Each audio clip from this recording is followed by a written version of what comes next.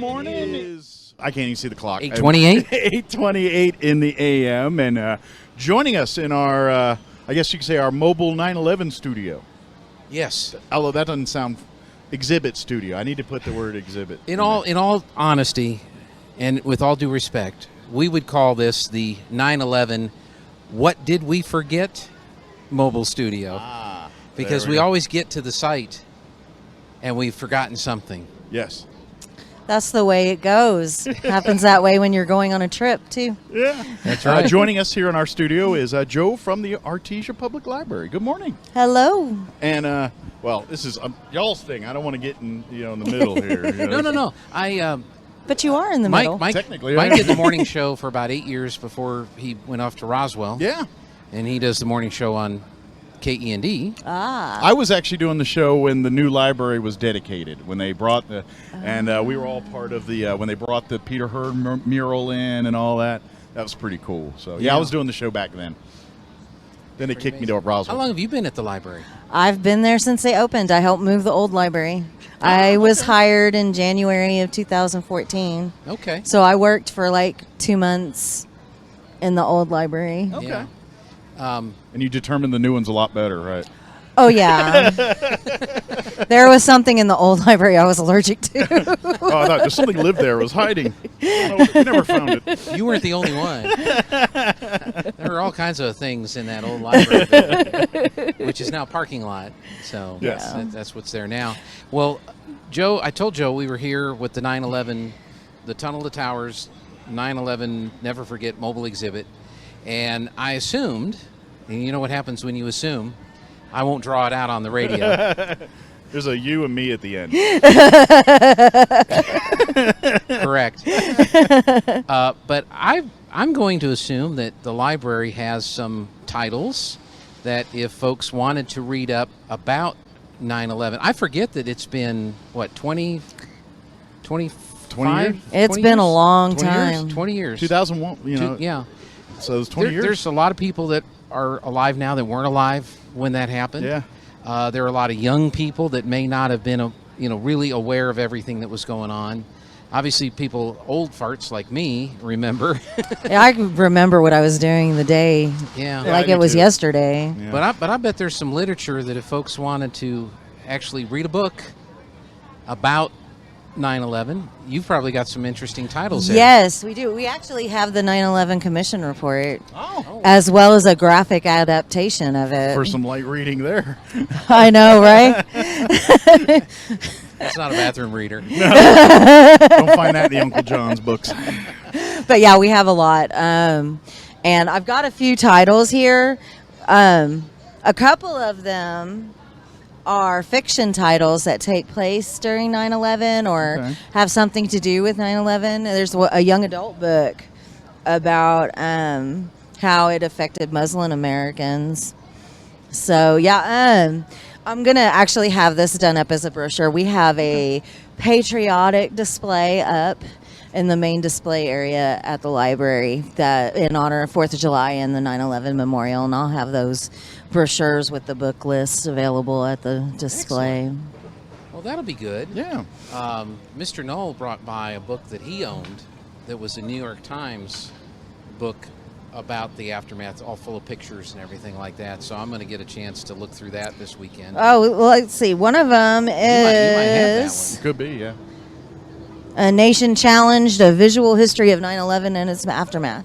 Okay. And it's got a picture of a newspaper on it with the title. So Yeah. wonder if that's the same one. That's great. So, folks, if you want to read up about it, or you've got kids that may not, remember. I know I was on the air in Artesia. Yeah. Well, I actually wasn't on the air. Jim Wilburn was on the air. He was doing the show then? I was in the building, and the volleyball coach was on the air with Jim. They were doing their weekly volleyball interview, and I got a call from one of our employees who had been seeing the television coverage. And so we turned on the TV in the building. At the time, we had a TV hooked up to a satellite dish. And so it's like nobody really saw the first plane hit, but pretty much everybody saw the second plane hit because Yeah. the coverage was going on. And when they first Oh, it still gives me goosebumps. Oh, I know. That's when we realized it was a terrorist attack. The first plane, I think most of us said, was this an accident? Was Right. it a crash? And then the second one, I said, oh, this is not an Right. accident. Something's going down. Well, when they first told me, I thought, well, but did a private plane get off course or whatever and fly into it? That's what, yeah, it was kind of being told as that kind of story, yeah. Yeah. Speaking of newspapers, here is the newspaper. Oh, wow. The official. Thank you. I'm going to hold that up for the camera if that's okay. This is donated by Robert. I'm not going to give out Robert's number, All right. so I'm going to put that in my pocket. Here is the actual New York Times, From September 12th, September 2001. 12th. Okay. And I'm going to hold that up to the camera. Oh, wow, look at that. Yeah, that's he's kept it in great condition, too. this Oh, whole my time. goodness. Wow, so Yeah, so sorry for the feedback there. Yeah, it doesn't like you when you get too close to the speaker. That's in a plastic bag and everything. President vows, creeping horror, firefighters oh, wow. on the picture there. That's really cool. That's a cool keepsake. Yeah, my roommate had that on the TV when I woke up that morning and I saw the second plane hit. Yeah, that is really a neat gift or donation. We'll have to find a prominent place to Oh, yeah. to display that as we remember this today. I think there's Do you going to be a have lot of room? people that are going to come by to see this exhibit I this would hope weekend. so. It's and this is the thing. This is the first time it's been to New Mexico.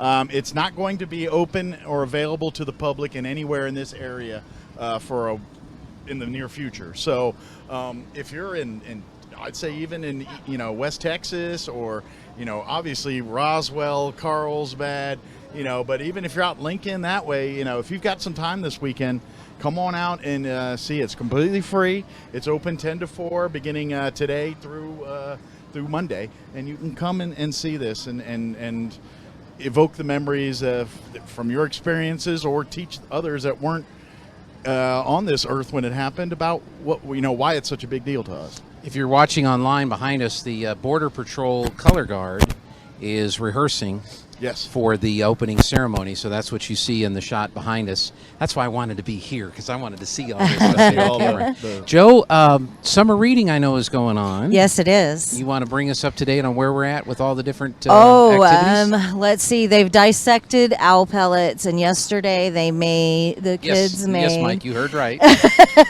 Real owl. Sounds delightful. The kids were excited. They got to take They're home the working on a bones. new concept for a breakfast cereal. So when they get home, it's like, we were playing with poop at the library. And yesterday they got to make spider webs and put spiders on them. So That's cool. Real Kids spiders? love the STEM labs. Real spiders? It is great. No, it's not real spiders. Well, you had real owl. Well, there's a difference between something that's inanimate and something that can bite you. So This is true. It's really hard to dissect spider poop. It's really small. This is true. I'm not a big spider fan. No, I'm not either. She's like, her favorite segment was the making the web. And Wednesday, I had a lovely Facebook Live of making a macrame feather. It wasn't very cooperative. How did that go? Well, it's a lot easier to trim up cord that you've frayed if it's stiffened, and I didn't, but not everybody likes the feathers when they're stiffened. So I was trying to trim up the feather to look right. And I kept messing it up over and over and over. My husband was actually watching it. He was like, wow. I was like, thanks a lot. We appreciate your support. Well, this is why it's learning. We're all learning how to do this. Everybody. So, what over the next few days or next couple of weeks, what do you have coming up? For me, it's a surprise as Okay. far as what's coming up in the STEM labs. She didn't even put in the schedule what they're doing, so I don't know what's going on in the next STEM lab. STEM surprise. Um, But remember, there's been feathers That's right. and there's been owl pellets, And spider webs. but no spiders. No. Yeah. It's either, I think it's the streets next week for the story time. It's Okay. either the streets or the police. Okay. My brain doesn't work like it used to, so it's like things go in one ear and out the other. Yep. But it's either the streets or the police next week for the story time. We actually had a really good turnout for the Paws and Claws story time. We had like 73 people there. We were like, Good. That's good. That's good. I did bring you your iced coffee from McDonald's. you did, and I appreciate We it. kept it in the trailer where there's air conditioning. I appreciate that. 'cause- Otherwise, it would all be diluted with the ice and everything. yeah. But we do need to take the break for the news. We got Linda coming up, and then the opening ceremonies at 9. But Joe, is there anything else you want to mention before we wrap up? Well, I'm having the first in-person adult crafternoon Oh, good. program on Okay. Wednesday at 12:30. So Come on down. yeah, we're going to be making. Well, I've got wooden plaque things, Mm-hmm. and you put hooks on it, and we'll make pet leashes that you can. Oh, okay. So you're making the hanger and the pet leash. So That'd be good. yeah. We don't have a pet anymore. I do, but I don't walk them. I have 2 cats. Yeah. Well, they're kind of hard to leash train. Yeah. They kind of have a mind of their own. They don't want to do it. That's true. But every time I hear stories or I see dogs or pets or whatever, then that feeling starts coming back in. You know, maybe we should get another dog. you Yeah. know? When Paws and Claws brought one of their puppies on Tuesday, and that was an adorable little girl. Well, I'm about to move to Artesia into an apartment, though. We can't. We're not gonna bring a dog. Yeah. because then you got to walk out during the That's winter. the little one you can make That's it away right. with. Joe, thank you so much for coming You're and welcome. sitting in the heat with us under our tent. And we'll get that iced coffee for you. Thank you, Mike, we're going to break for news and a commercial break, and then we'll be back with Linda and then the opening ceremony at 9 o'clock. All right, don't go away. You're listening to Mornings with Mike Winters and Good Morning Artesia on 106.5 Rouse's Talk FM and 990 AM, 93.7 FM KSVP.